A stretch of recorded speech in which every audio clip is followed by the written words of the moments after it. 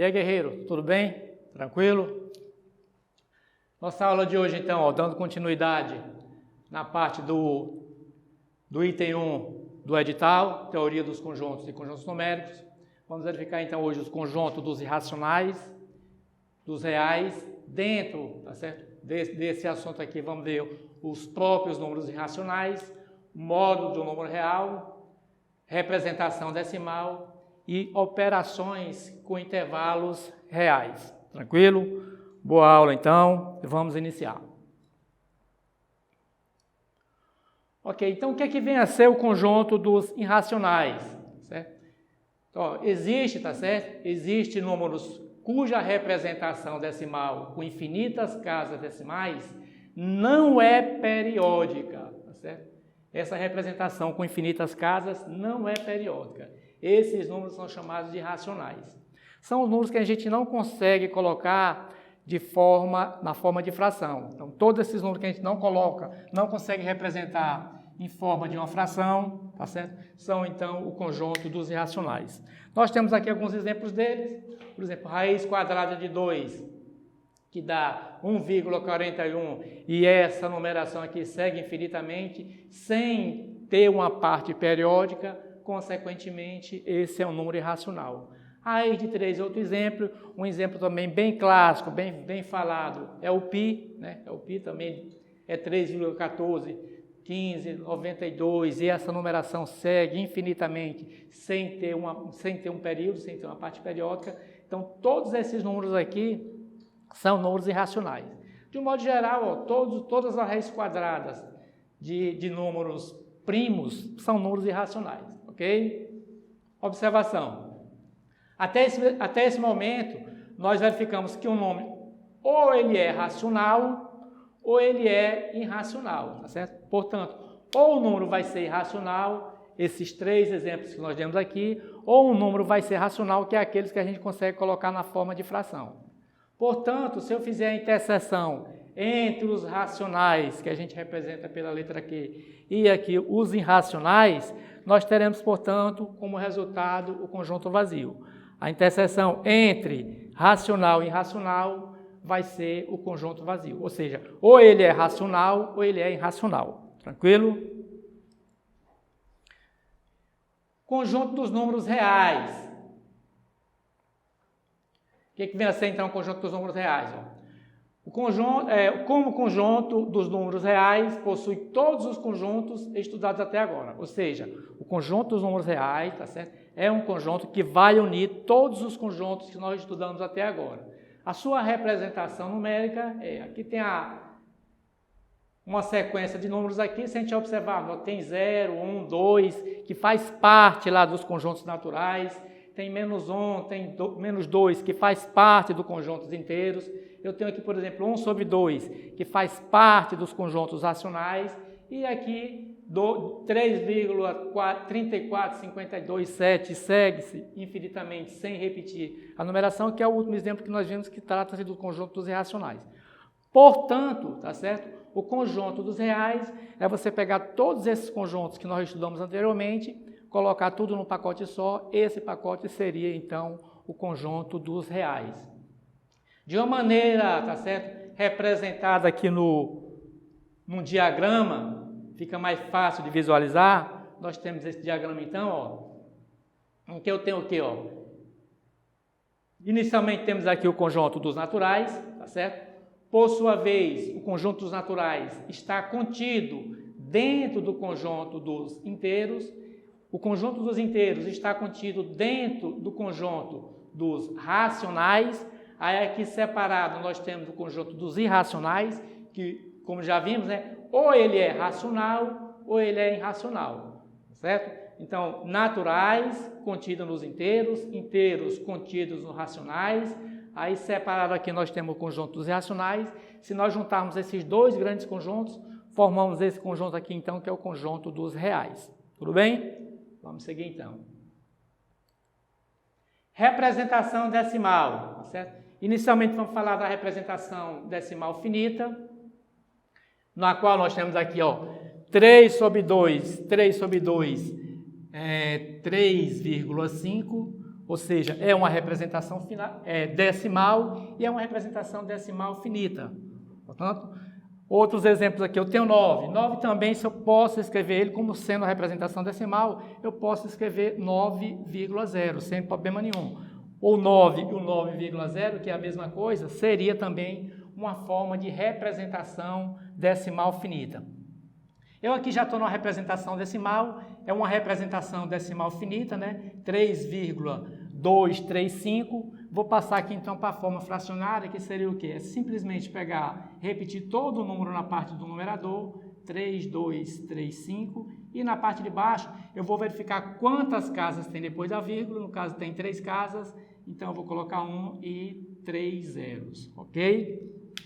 Esse número aqui está na forma fracionária. Se nós quiséssemos colocar na forma, na representação decimal finita, seria 3,235. Aqui já mais uma vez, ele está na forma fracionária. Para colocar na forma decimal finita também, é simplesmente, ó, eu tenho 4 zeros, então eu tenho que dar um jeito de aparecer 4 dígitos, né, 4 algarismos depois do zero. Então seria 0,0052. Se nós observarmos então, ó, é finito também, representação decimal finita, acabou aqui, ó. Eu tenho então 4 zeros aqui embaixo, vou colocar 4 algarismos depois da vírgula. 1, 2, 3 e 4. Tranquilo? Bem tranquilo essa parte de representação decimal finita, né? Vamos para frente. Representação decimal agora infinita. Vejamos então do que se trata.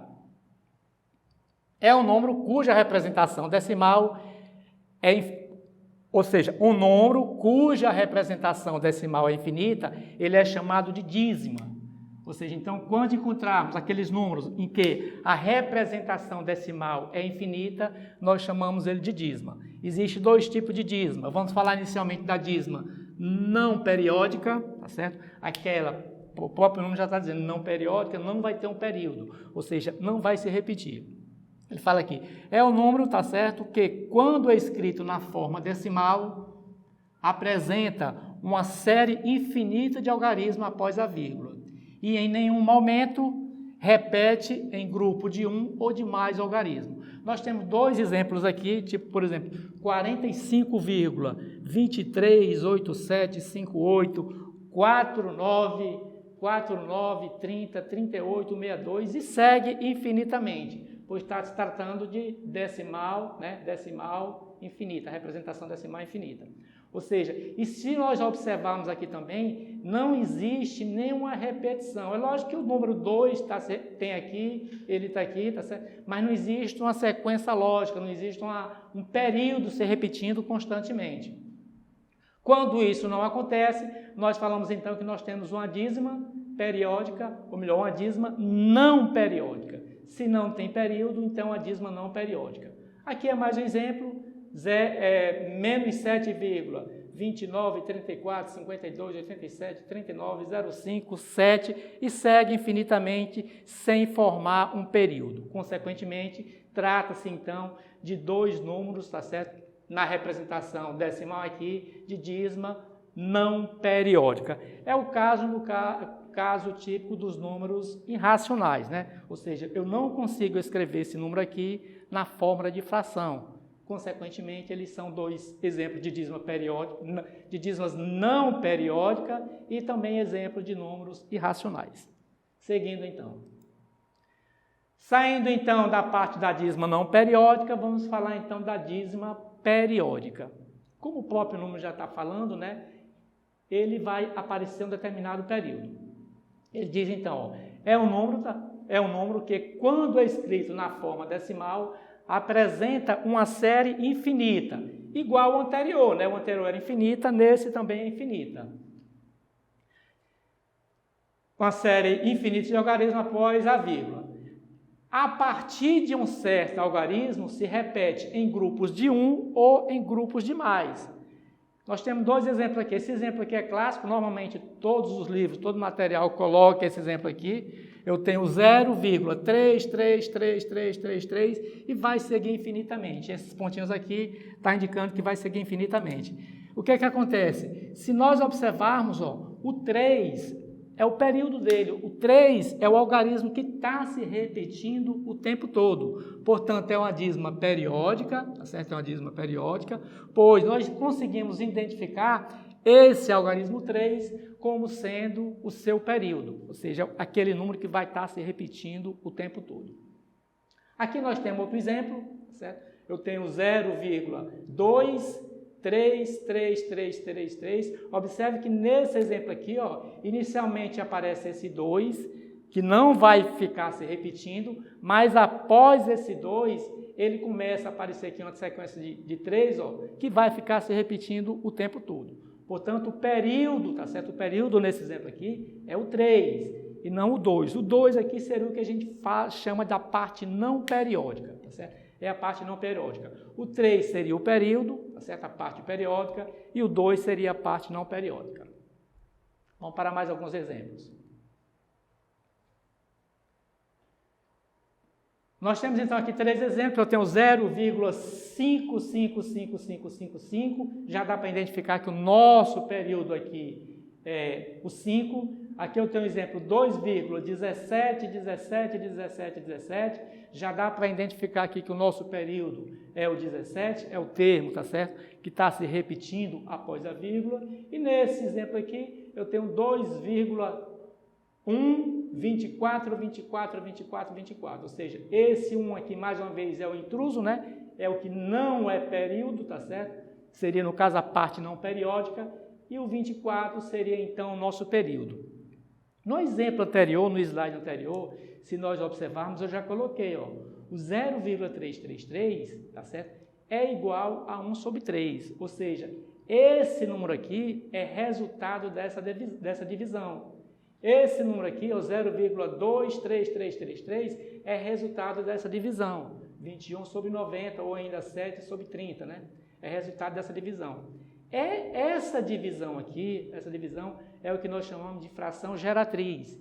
É a fração que vai gerar essa dízima periódica. Então, quando a gente está falando, localize, identifique, encontre a fração geratriz, a gente está falando da fração que vai gerar a dízima periódica. Nesses 2 exemplos, eu já coloquei a sua fração geratriz.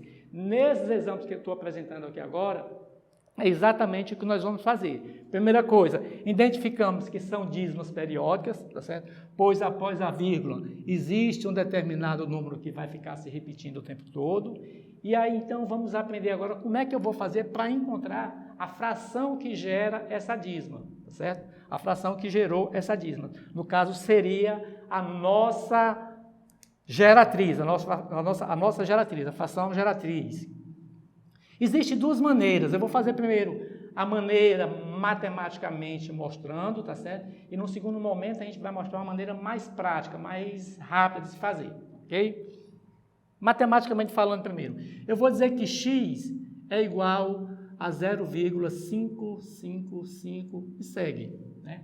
Ou seja, eu estou atribuindo para esse valor aqui, eu estou chamando de x.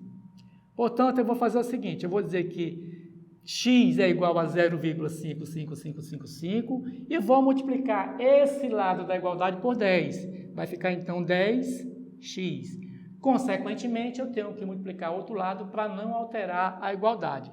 Quando eu multiplico por 10, essa vírgula vai dar um salto para cá.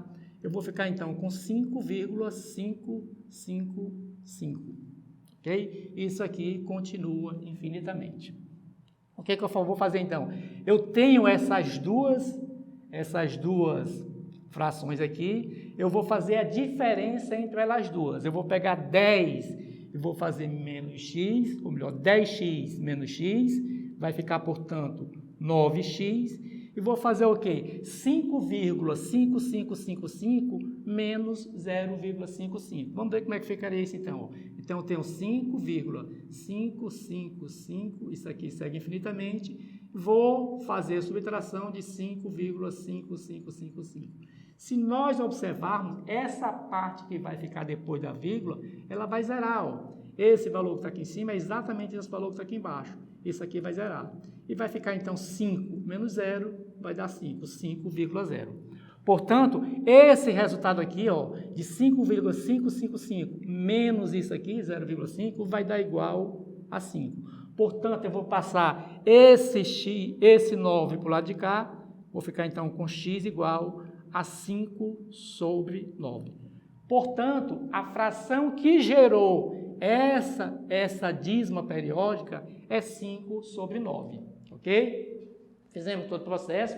Inicialmente, chamamos esse valor de x, depois multiplicamos aqui por 10, consequentemente, multiplicamos o outro lado também por 10 para não alterar. Chegamos, então, fizemos a diferença dessas duas equações, eu tenho essas duas equações. Eu peguei essa daqui e diminuí dessa, então ficou 10 menos x, 10x menos x ficou 9x, e 5,555 menos 0,555 vai dar igual ao próprio 5, ok? Então ficou aqui 9x igual a 5. Passei o 9 para esse lado, o x ficou então igual a 5 sobre 9. Como nós falamos que o nosso x era isso aqui, ó, então esse número aqui, essa dízima periódica, é resultante dessa fração aqui. Essa fração, portanto, é a fração geratriz dessa dízima periódica. Seguindo a mesma ideia, vamos fazer esse exemplo seguinte. Eu tenho aqui, ó, 2,17. Primeiro passo, eu vou identificar então a parte periódica, o período dessa dízima aqui, né? Então, ó, é o 17, ok? Eu vou chamar então isso aqui de x, certo? Então, x é igual a 2,17 e segue, né? Agora, observa o seguinte, ó. Nesse caso, eu tinha apenas um algarismo no período. O único algarismo do período era o número 5. Então, só teve a necessidade de multiplicar por 10. Agora, eu tenho 2 algarismos no período. Consequentemente, eu vou multiplicar por 100, tá certo? Porque quando eu multiplicar por 100, eu vou trazer essa vírgula para cá e depois da vírgula vai ficar, então, só a parte periódica, ok? Vamos fazer isso aqui, então. Vou multiplicar por 100, então vai ficar o quê? Vai ficar... Antes de multiplicar por 100, primeiro eu vou pegar só a parte não periódica, tá certo? Então, para pegar a parte não periódica, eu tenho que multiplicar por quanto? Tenho que multiplicar por 10. Então, vou fazer assim, então, ó, 10x, essa vírgula vai dar um pulo para cá, vai ficar, então, 21,17, né? Repetindo, então, primeiro passo é chamar o número, tá certo? Eu falei que esse número aqui é o número x, tá certo? Aí, o que é que eu fiz? A minha intenção agora, última forma aqui, não tem a parte não periódica, tá certo? Nós só temos, então, o período, que é 17.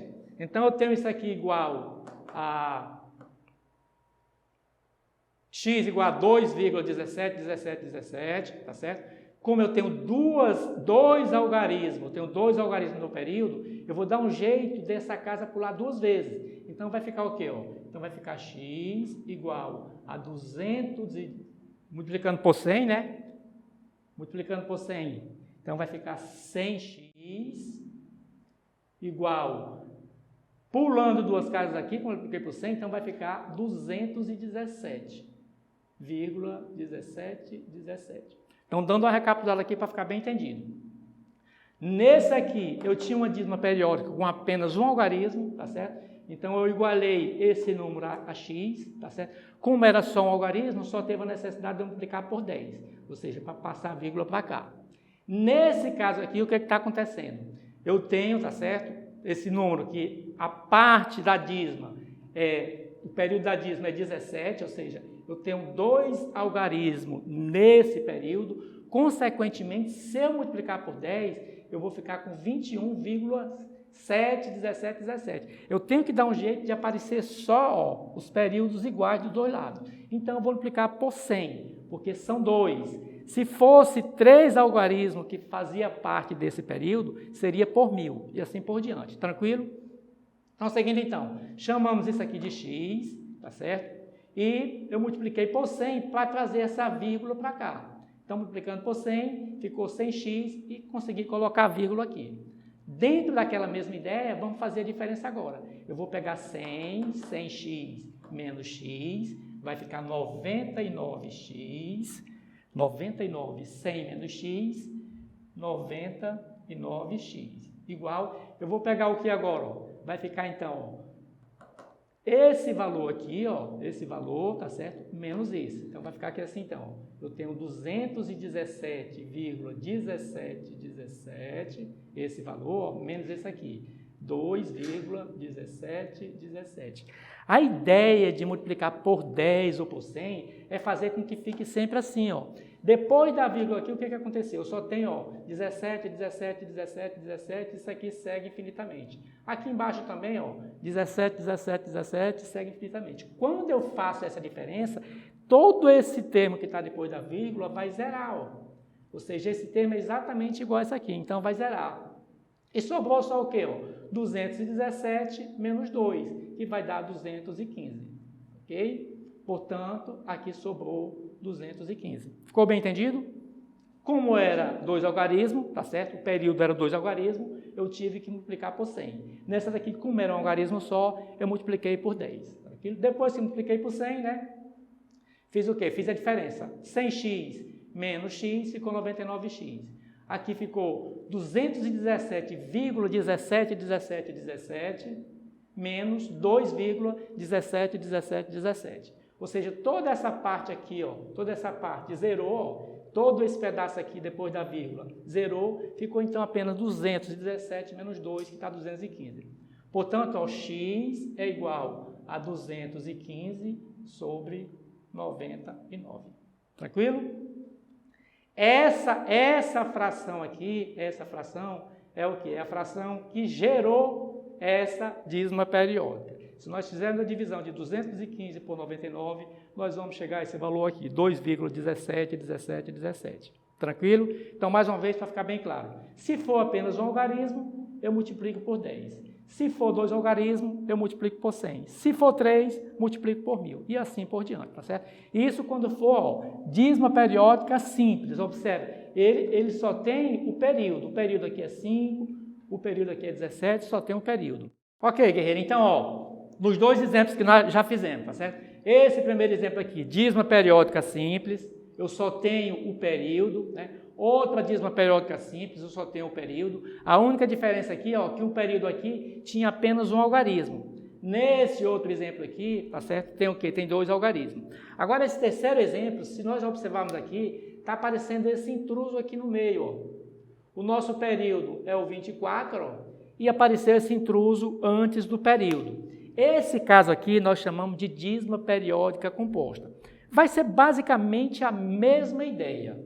Então, assim, como era a ideia? Primeiro a gente falava que esse número aqui era igual a x, né?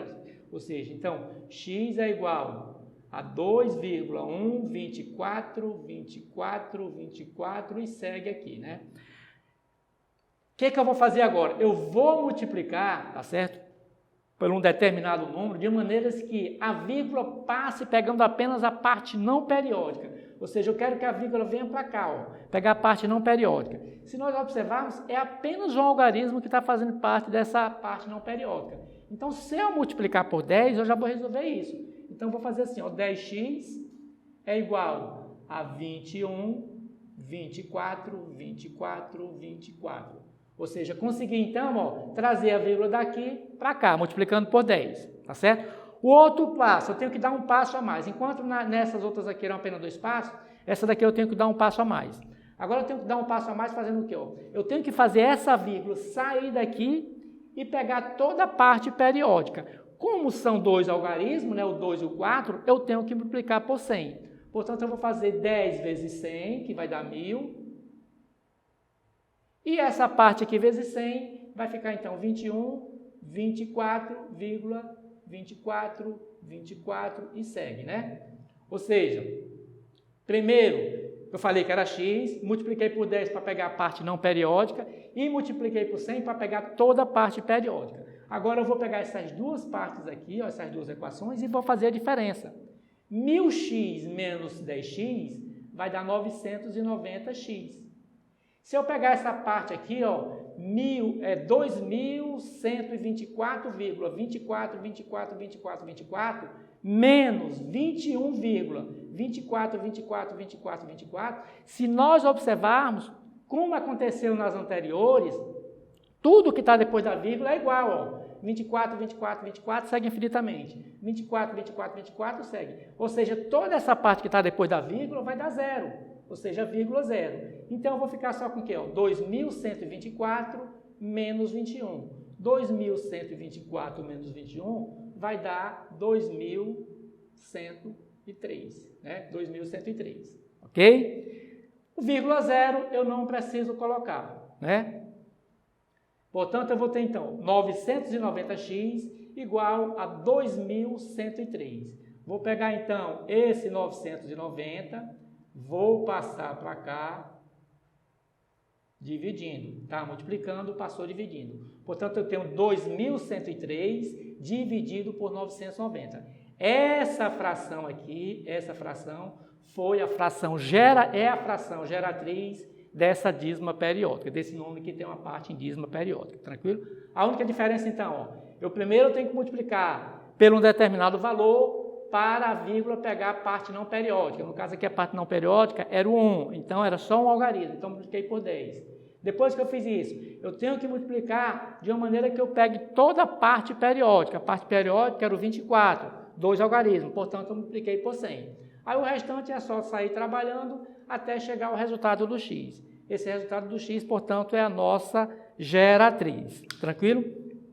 Eu falei que tinha duas maneiras de fazer isso, né? Essa maneira aqui, que é a maneira matemática, tá certo? É a maneira mais, eu diria assim, mais matematicamente correta, e tem uma maneira mais prática, que é o que eu vou falar agora. Se nós observarmos, vai ser os mesmos valores.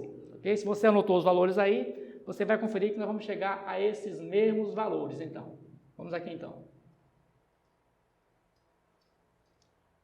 A outra maneira seria, portanto, primeiro eu vou observar, tem que ser realmente uma dízima, tá certo? No caso, uma dízima periódica, né? Porque nós sabemos que tem dízimas periódicas e dízimas não periódicas. Nesse primeiro caso aqui, ó, a dízima periódica simples, né? Eu vou simplesmente pegar o algarismo que faz parte da dízima, no caso aqui o algarismo que faz parte da dízima é o 5, e vou dividir ele por tantos 9 quanto for a quantidade de algarismo que tem nesse período. Se eu observar aqui, ó, esse período tem apenas um algarismo, é o próprio algarismo 5, portanto, ó, vai ficar 5 sobre 9.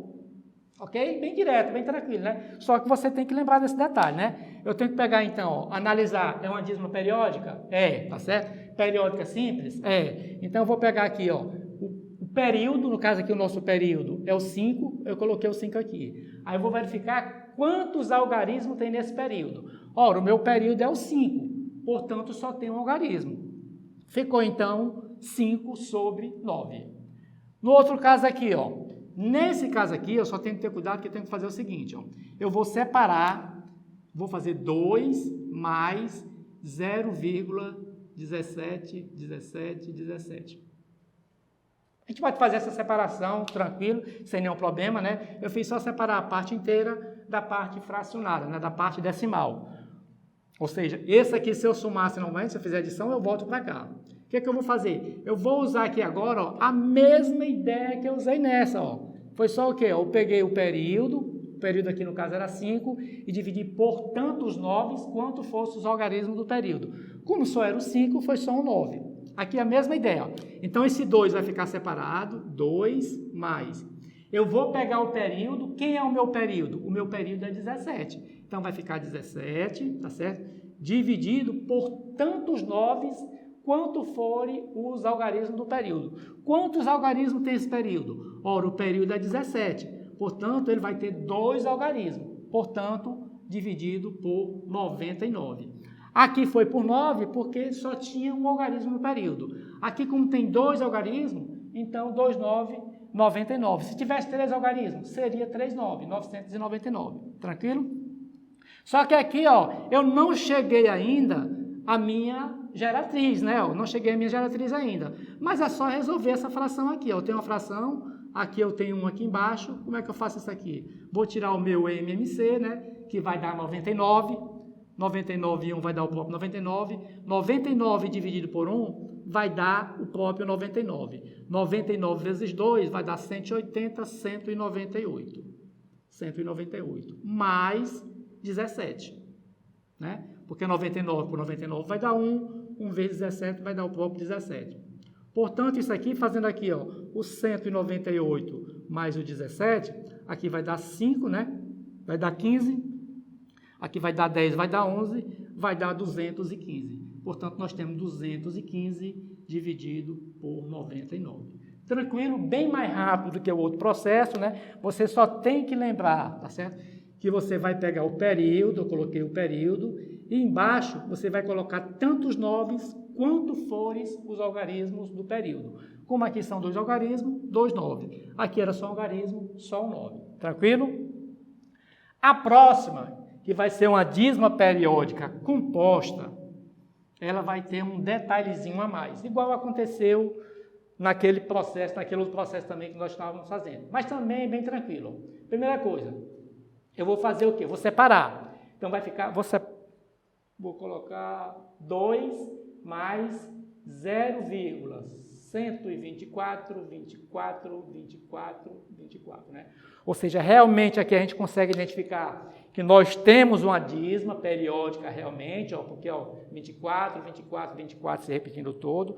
E no caso, como tem esse intruso aqui, tá certo? Que não faz parte do período, a gente fala então que é uma dízima periódica composta. Essas outras duas era simples e essa daqui no caso é composta, tranquilo? A mesma ideia inicial, vou ficar então aqui com 2, ó, 2 mais. O que é que eu vou fazer aqui, ó?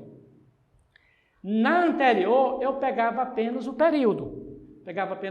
No caso aqui foi 17, no caso aqui foi 5. Nessa daqui, o que é que eu vou fazer? Eu vou pegar a parte não periódica seguida do período. Ou seja, então vai ser o 1, o 2 e o 4. Peguei a parte não periódica seguida do período, né? Eu peguei toda essa parte aqui, ó.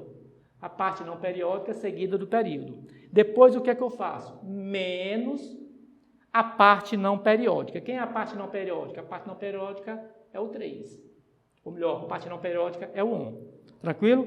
Então, ó, primeira coisa, separei, tá certo? Ficou então 2 mais 0,124, 24, 24, 24. Então, eu vou resolver essa parte aqui agora, então. Peguei a parte não periódica, o 1, juntei com a parte periódica, que é o 24, ficou então 124, menos a parte não periódica, que é o 1. Tranquilo? Na parte de baixo, como é que vai ficar? É praticamente igual. Eu vou colocar tantos 9 quanto for a parte periódica, no caso aqui a nossa parte periódica, ó, tem 2 algarismos, ou seja, então tantos 9 quanto forem os algarismos da parte periódica, no caso aqui eu tenho 2 algarismos, então 2, 9. E tantos zeros quanto forem os algarismos da parte não periódica.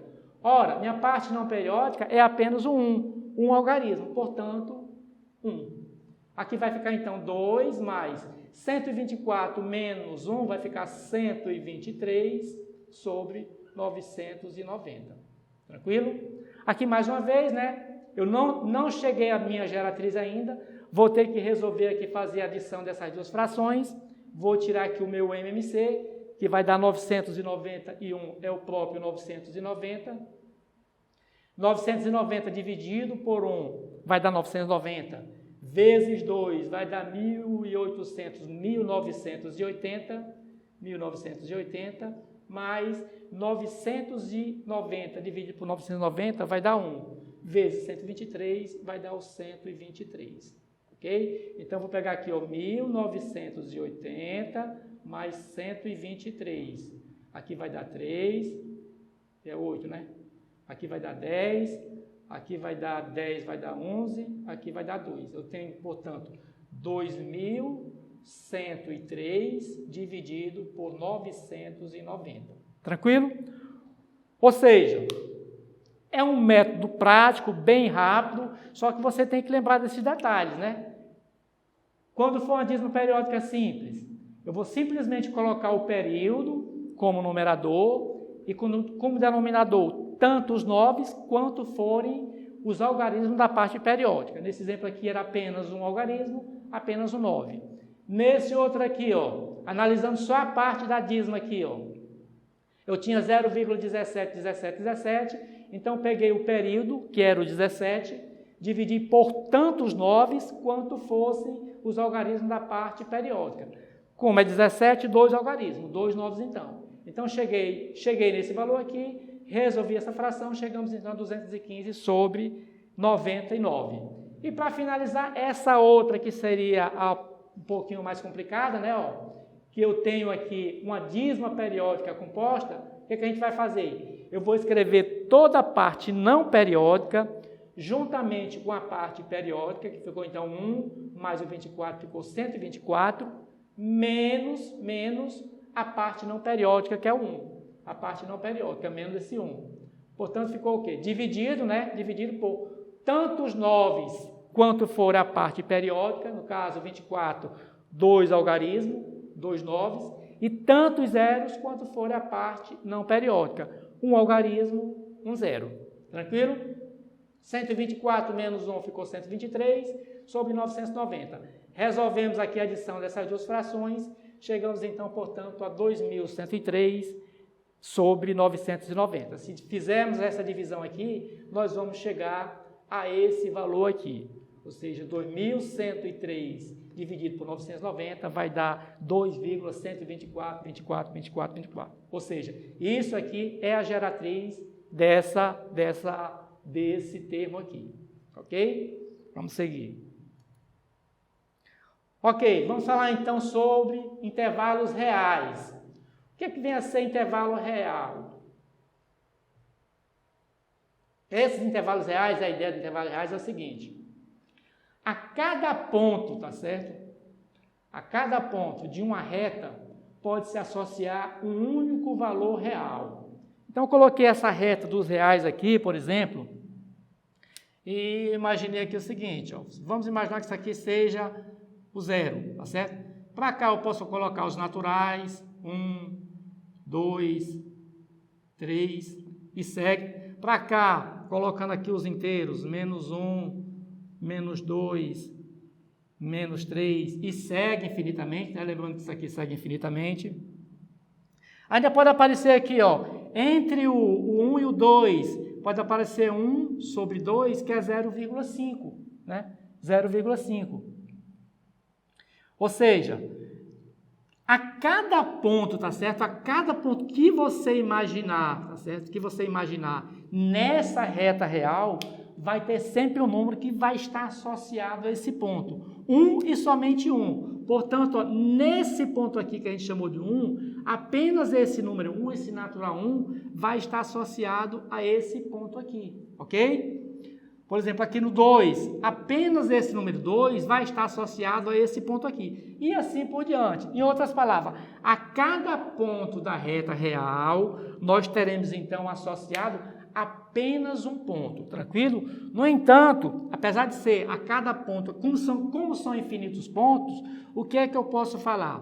Por exemplo, desse zero aqui, tá certo? Até esse 1, que eu tenho então esse zero aqui como sendo o único ponto aqui é o próprio zero. Esse único ponto aqui é o próprio 1. Só que o que é que acontece? Entre esses dois pontos aí, existem infinidades de pontos. Então, não tem como eu representar. Você pedisse para me fazer a representação desses pontos, tá certo? Eu não tenho como representar. Por exemplo, eu vou escrever o 0, aí o 0,000001, só que antes dele ainda tinha outro, ou seja, não tem como você escrever isso. Daí é que surge, então, a ideia de intervalos. Ou seja, você começa a analisar a reta dos reais, não mais como os números especificamente, e sim como os intervalos. Então, essa é a ideia de intervalos. Vamos ver, então, quais são os intervalos.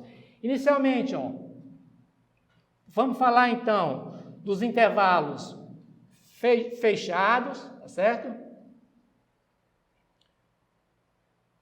Considerando aqui, ó, considere o A e o B pertencentes aos reais, tá certo? Para todo esse assunto que nós vamos verificar aqui, nós vamos considerar o A e o B pertencentes aos reais, e o A, tá certo? Ele vai ser menor do que o B, ou seja, nós vamos escrever o A sempre à esquerda do B, tá certo? Os intervalos reais são subconjuntos dos conjuntos reais. Então, naquela reta anterior que nós verificamos, ali você ia ter todos os números reais, tá certo? Os intervalos, então, cada intervalo que é um pedaço daquela reta que você vai pegar, então, corresponde, então, ao subconjunto do conjunto dos reais. Começando, então, aqui com o intervalo dos fechados, tá certo? Intervalos fechados. Eu tenho aqui, ó, esse x, tá certo? Que pertence aos reais, tal que esse x é menor ou igual a b e é maior ou igual a a. Isso aqui é uma maneira de representar, tá certo? Uma maneira de representar, porque eu não tenho como colocar todos os números que estão nesse intervalo, porque existem infinitos números. Portanto, isso aqui é a maneira de você representar o intervalo. No caso aqui, a gente está falando de intervalo fechado, eu tanto vou incluir o valor a, como eu vou incluir o valor b, ó. O x pode ser o quê? Maior ou igual, e vai ser menor ou igual do que b. Ó. X maior ou igual do que a e menor ou igual do que b. Outra maneira também de representar é com esses colchetes. Se os colchetes estiverem com as pontinhas assim voltadas, significa que o intervalo é fechado, ou seja, ele está considerando o a também. No caso aqui, está fechado aqui e está fechado aqui, ou seja, ele está considerando o b. Nesse intervalo, então, ó, ele está considerando tanto o B como está considerando o A.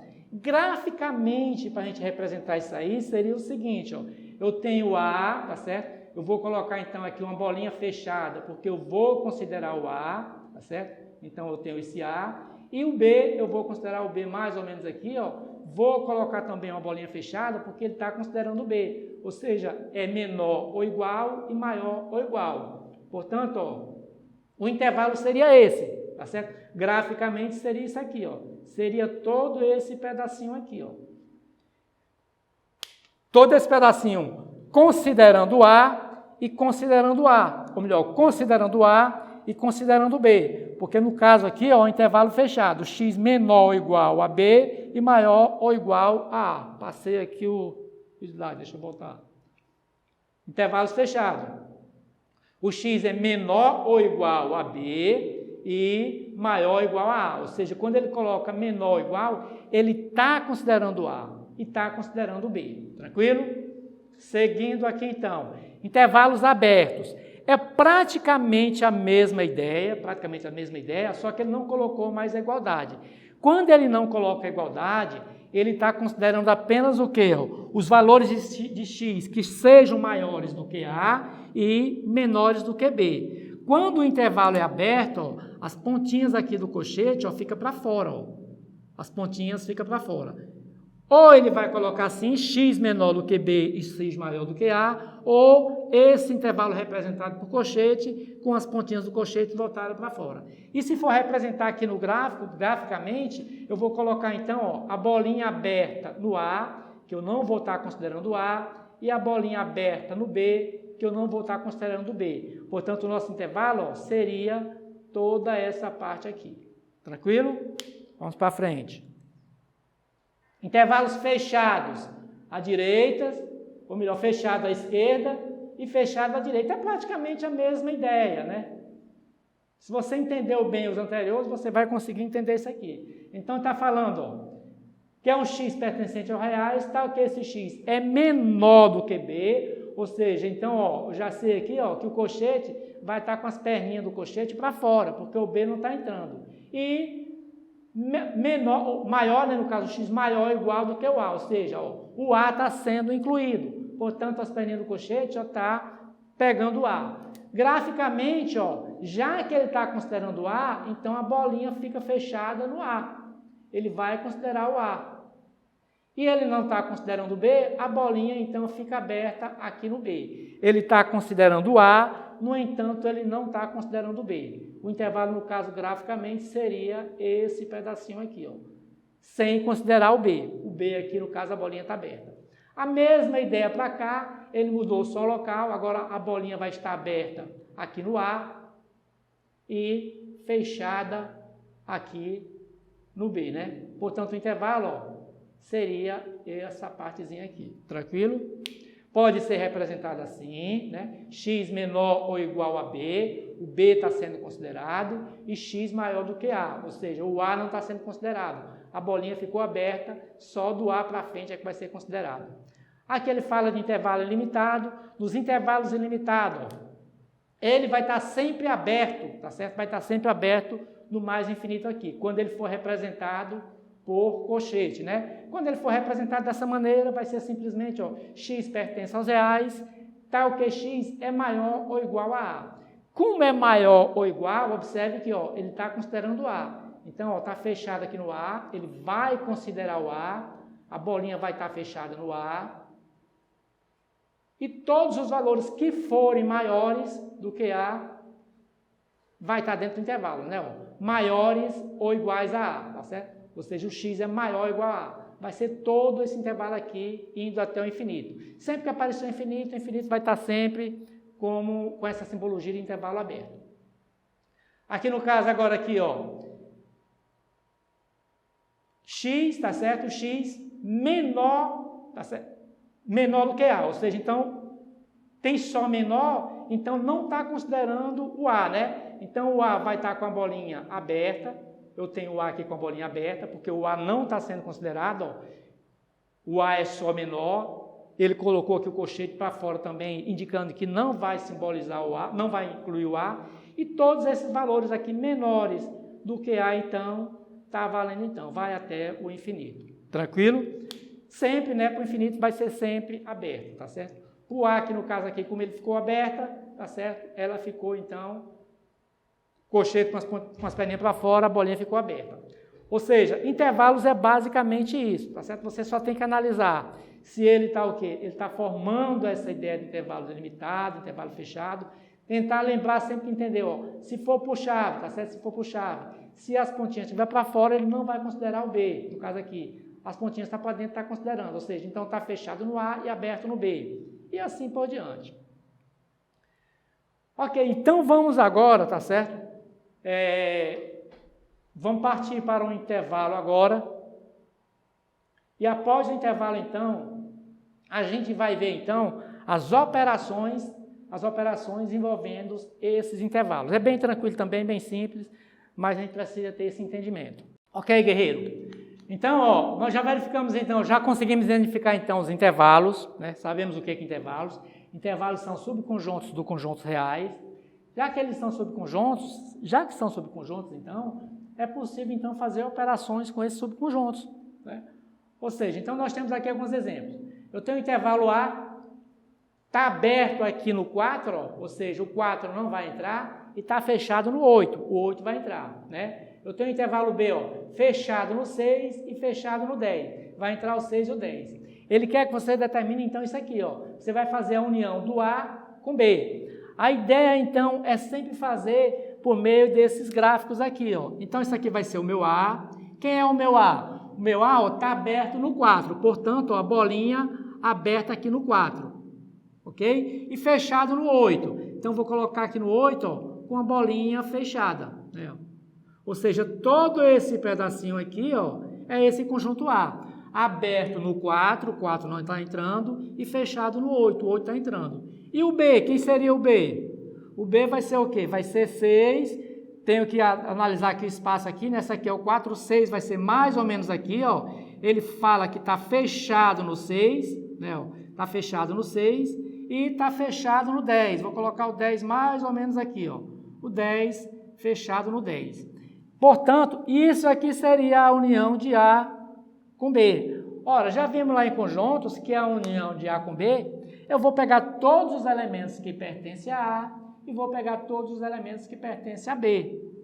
Portanto, ó, todos esses elementos aqui, ó, colocando a bolinha aberta aqui no 4, porque o 4 não está entrando. Mas todos esses outros aqui, ó, inclusive até o 10, ó, fechado aqui no 10, seria então a união desses dois conjuntos. Esse aqui é esse intervalozinho, né? Se eu unir, então, esse intervalo do A com esse do B, eu vou ter isso aqui, então, ó. Vai ficar aberto no menos 4, ou melhor, no 4, o 4 não entra, né? Bolinha aberta, tá certo? E bolinha fechada aqui no 10, ok? A mesma ideia para esse aqui, nós vamos fazer, então, aqui o intervalo A, que vai ser o quê? Vai ser aberta no 4, né? E fechada no 8. Aberta no 4, fechada no 8. E o B aqui, aberta, fechada no 6. Fechada no 6 e fechada no 10. O intervalo do A é esse intervalozinho aqui. E o intervalo do B é esse intervalozinho aqui. Agora ele quer o quê? Ele quer a interseção. Lembrando lá o que é a interseção? É aquela parte que tanto pertence ao conjunto A, como pertence ao conjunto B. Ou seja, tem que estar nos dois ao mesmo tempo. Então, o único intervalo que está nos dois ao mesmo tempo, se eu pegar aqui o A, inter, B, vai ser essa parte aqui, ó. Essa partezinha aqui, ó, tanto está no conjunto A, como está no conjunto B. Portanto, seria o quê? Fechada aqui no 6, porque o 6 está no B e também está no A, e fechada aqui no 8, porque o 8 vai estar no B e também vai estar no A, tranquilo?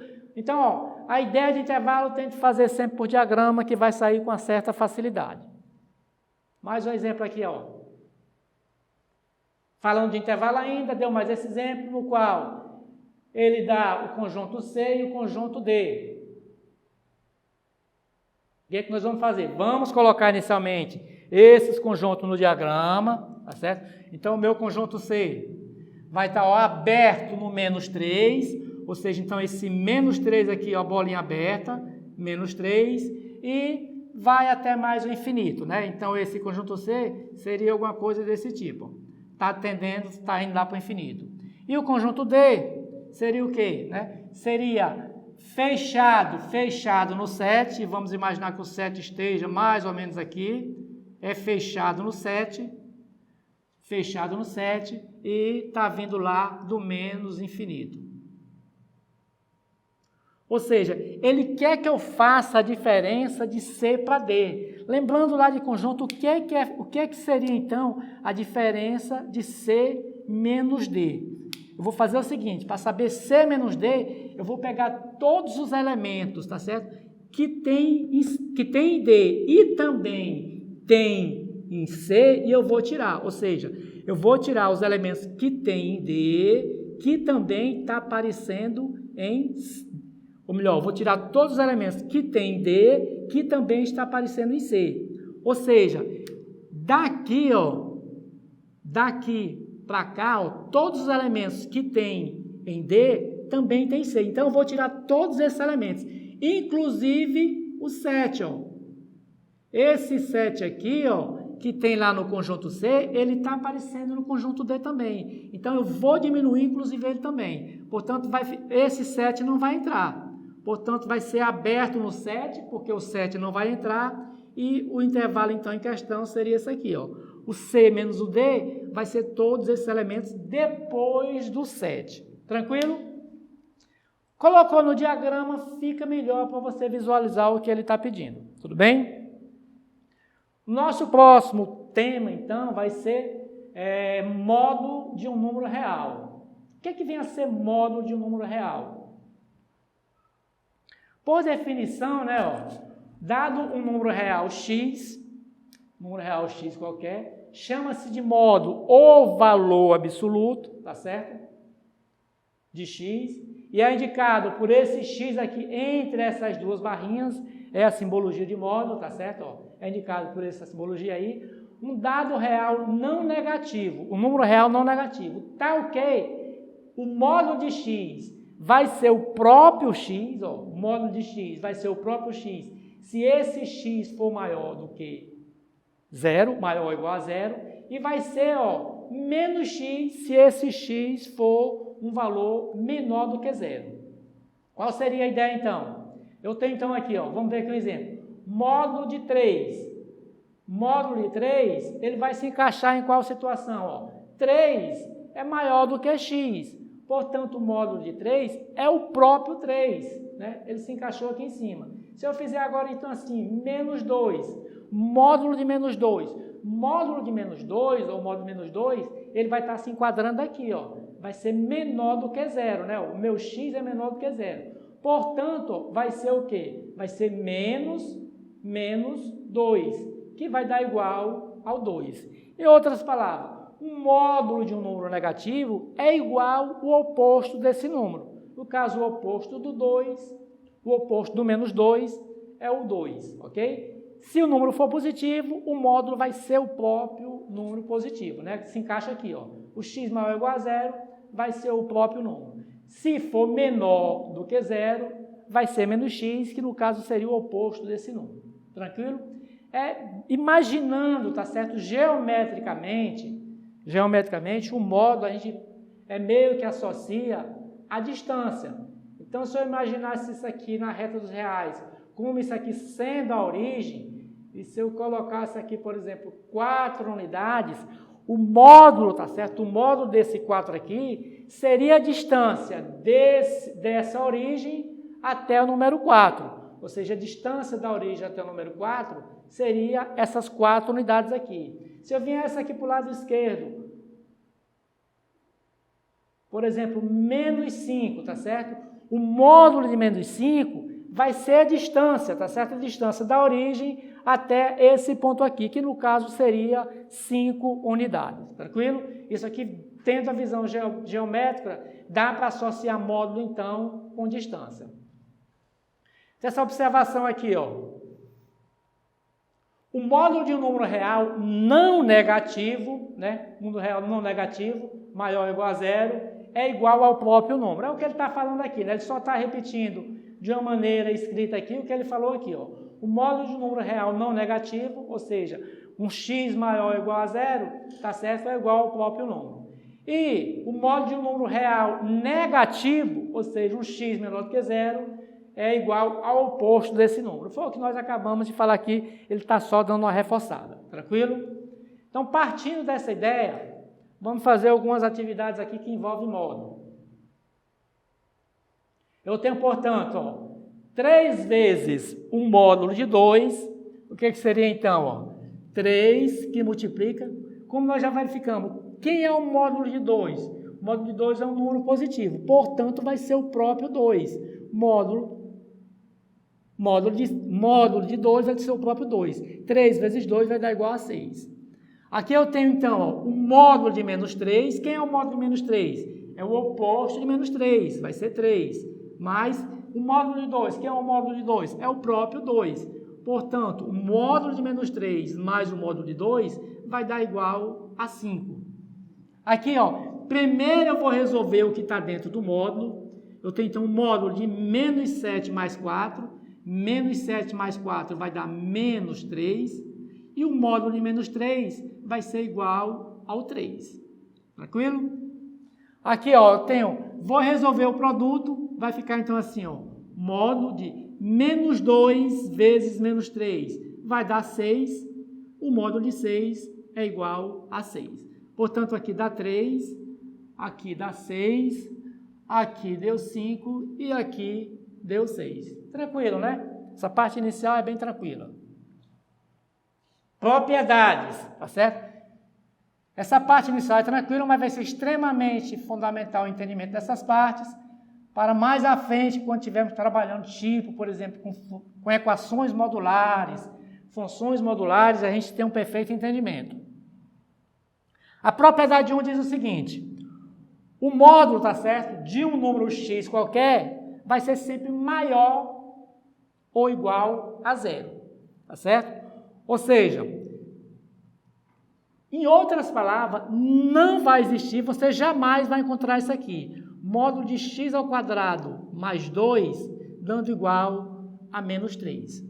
Ou seja, você jamais vai encontrar esse resultado aqui, não importa o valor que vai aparecer aqui dentro após você fazer essa conta aqui, após atribuir determinado valor para x, qualquer valor que você atribuir para x, o resultado vai dar sempre positivo. Então, não vai existir, tá certo? Um módulo dando como resultado negativo. Portanto, ó, um módulo de x qualquer, de um módulo genérico, ele vai ser sempre maior ou igual a 0, ok? Ou seja, então, essa primeira propriedade, ele simplesmente está dizendo que não existe como resultado de um módulo um número negativo. Essa outra propriedade aqui, ó, o módulo de x é igual a zero.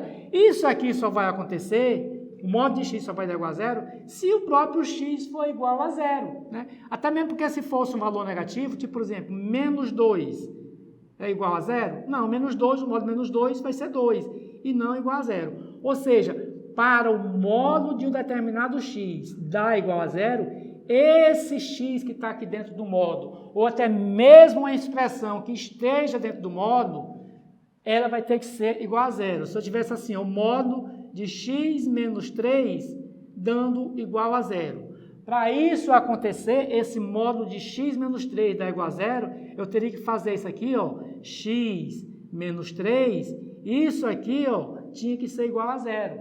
Portanto, o nosso x seria igual a 3. Isso aqui só vai ser verdadeiro, módulo de x menos 3 é igual a zero, se esse x for igual a 3. Tranquilo? A propriedade 3, bem tranquila também. Ele fala o seguinte, ó. Se eu tenho aqui o produto, módulo de x vezes o módulo de y, é igual ao módulo de x vezes y. Colocando aqui o exemplo aqui, ó. Módulo de 3 vezes módulo de menos 3 é igual a módulo de 3 que multiplica menos 3. Ou seja, o módulo de x vezes o módulo de y é igual ao módulo do produto desses dois valores. Portanto, ó, o módulo de 3, tá certo? O módulo de 3 multiplicado pelo módulo de menos 3 é igual ao módulo de 3 multiplicado pelo módulo de 3 vezes o módulo de menos 3 é igual ao módulo de 3 que multiplica menos 3. Vamos ver se isso é verdadeiro. Quanto é o módulo de 3? É 3. Quanto é o módulo de menos 3? É 3. Aqui desse lado, vamos resolver isso aqui, ó. 3 vezes menos 3 vai dar menos 9. 3 vezes 3 dá 9. Quanto é o módulo de menos 9? O módulo de menos 9 é 9. Portanto, essa propriedade é verdadeira. Tranquilo? Quarta propriedade. A quarta propriedade, ela fala o seguinte. Tanto faz, ó, eu ter esse 2 fora do módulo, ter o 2 dentro do módulo elevando o x, ou ter o próprio x elevado a 2. Ou seja, isso aqui todos esses valores são iguais. Portanto, se eu tivesse, por exemplo, módulo de x mais 2 elevado a 2, isso aqui é igual a x mais 2 elevado a 2. Que seria igual também a x mais 2 elevado a 2. Ou seja, essas três expressões, x mais 2 elevado a 2 em módulo, tá certo? Essas três expressões são iguais. Ou seja, o 2 pode aparecer fora do módulo, tá certo? Ele pode aparecer dentro do módulo ou pode aparecer simplesmente fora do módulo, sem problema nenhum, tranquilo? Essa quinta propriedade, ó, o módulo de x é igual ao módulo de menos x. Ora, pela própria definição lá de módulo, a gente consegue perceber isso aqui facilmente, né? Ó.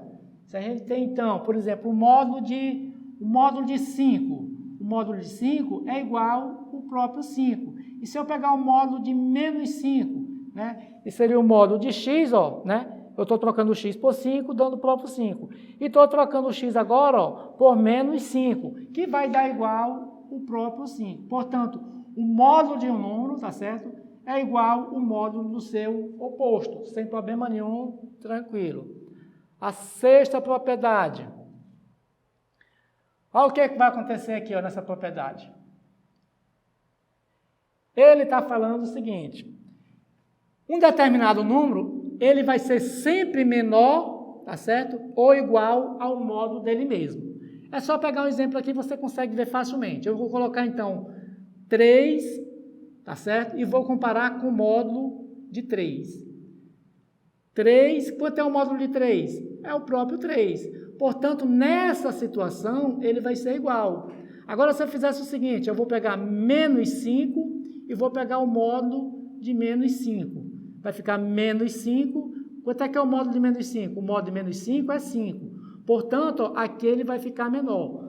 Existem duas possibilidades, então. Ou ele vai ser menor, tá certo? Se eu tenho um determinado número e do outro lado eu tenho um módulo, o que é que vai acontecer? Ou ele vai ser menor ou ele vai ser igual. Quando esse x aqui for um número maior ou igual a 0, eles vão ser iguais. No caso aqui, ó, 3. O 3 e o módulo de 3, eles são iguais. O menos 5, se comparado com o módulo de 5, ó, o menos 5 é menor do que o módulo de menos 5. Ou seja, ou ele vai ser igual ou ele vai ser menor. Vai ser igual se esse x for maior ou igual ao próprio número, tá certo? E se ele for menor ou igual a 0, ele vai ser menor. Tranquilo? Em consequência dessa ideia aqui, praticamente a gente vai ter essa propriedade 7 também, ó. Qual a ideia dessa propriedade 7? Se você atribuir valores aqui, você consegue visualizar facilmente, ó. Eu vou colocar um exemplo bem simples aqui, ó. Vou colocar então, ó, 7 mais menos 9, né? Menor ou igual, e aqui eu vou colocar, ó, 7 mais módulo de menos 9. O que eu fiz? Ó? Atribuir valores, eu chamei o x de 7 e estou chamando o y de menos 9. Então, se eu fizer a adição 7 mais menos 9, tá certo? Vamos ver o que é que vai acontecer. Na verdade, eu não vou nem colocar isso aqui ainda, vamos comparar, tá certo?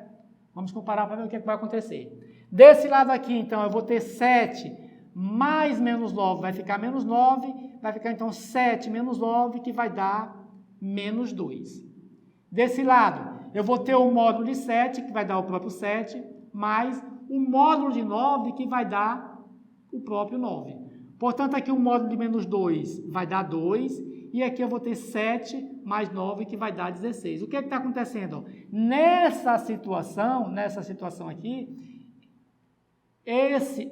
essa parte aqui, como ele afirma aqui, ó, ou é menor ou é igual. Quando nós atribuímos esses valores, ele ficou menor. Se nós atribuíssemos só valores positivos, se eu colocasse módulo de 2 mais 3 e módulo de 2 mais módulo de 3. Módulo de 2 mais 3 aqui vai dar 5, o módulo de 5 vai ser o próprio 5, aqui o módulo de 2 vai ser 2, mais o módulo de 3 vai ser 3. Portanto, eu vou ter 5 igual a 5. Ou seja, ou vai ser igual, ou vai ser igual, ou vai ser menor. Ou vai ser igual ou vai ser menor. Menor se aparecer um número negativo nesse primeiro, né? E maior, igual se todos os números forem positivos. Tranquilo? Para finalizar, ó, a propriedade 8 fala o seguinte, ó. Eu tenho aqui, ó, raiz quadrada de x elevado a 2, dando igual a módulo de x. Muito cuidado com isso aqui. Normalmente a gente faz isso aqui. Raiz quadrada de x ao quadrado, eu corto esse 2 com esse 2 e coloco só o x aqui. Isso aqui do jeito que está assim, está errado, tá certo? Na verdade, ó, dá o módulo desse valor. Aqui coincidiu porque esse valor aqui estava sendo positivo. Mas se nós tivéssemos, por exemplo, esse exemplo aqui, ó, eu vou colocar raiz quadrada de menos 3 ao quadrado, tá certo? Se você for usar essa ideia de cortar, eu vou cortar esse 2 com esse 2 e vai sobrar o quê? Vai sobrar menos 3. E isso não é verdade, tá certo? Portanto, ó, você tem que estar o tempo todo trabalhando com módulo. Você pode até cortar assim, sem o menor problema. Você pode cortar, só que você tem que lembrar que tem que colocar isso aqui em módulo. Portanto, o resultado final seria o 3, ok? Pode lembrar de cortar, mas principalmente quando aparecer o valor negativo aqui, tem que lembrar que tem que colocar em módulos. Tudo bem? Ok, com essa parte a gente finaliza então essa parte de módulos, certo? Já estamos partindo já para mais algumas aulas, a gente finaliza essa parte de teoria dos conjuntos e conjuntos numéricos. Na próxima aula já vamos falar então do último conjunto numérico que nós vamos trabalhar, que é o conjunto dos complexos. Vamos ver então na próxima aula, então, aqui, ó, o conjunto dos complexos. Vamos ter uma breve introdução sobre o conjunto dos complexos. Vamos fazer a representação algébrica desse conjunto dos complexos, as operações e o conjugado de um número complexo. Tranquilo? Ok, galerinha. Até a próxima, então. Boa sorte, bons estudos e até lá, então.